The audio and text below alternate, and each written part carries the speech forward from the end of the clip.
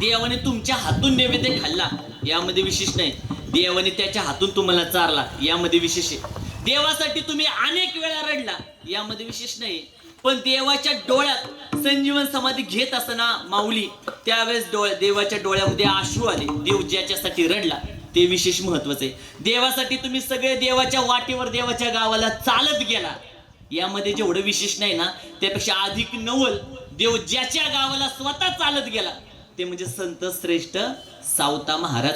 सावता महाराजांनी आपल्या कर्मालाच आपलं देव मानलं.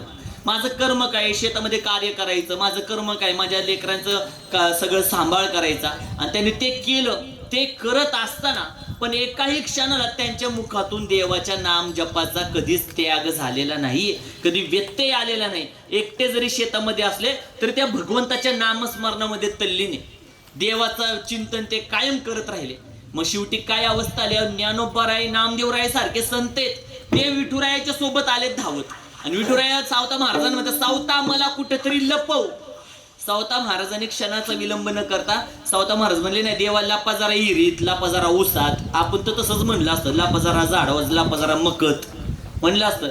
सावता महाराजांनी क्षणाचा विलंब नाही केला. आपल्या हातात जो धारदार इळा होता ना तो आहे तसा. सावता महाराज म्हणतात माझ्या देवाला जर लपवायचं असतं तर या जगातला सगळ्यात पवित्र जागा मला द्यायला पाहिजे, आणि सावता महाराजांनी तो इळा आपल्या हृदयावर घाव केला आणि भगवंताला कुठे लपवलं तर आपल्या हृदयात लपवलं. विठ्ठल विठ्ठल विठ्ठल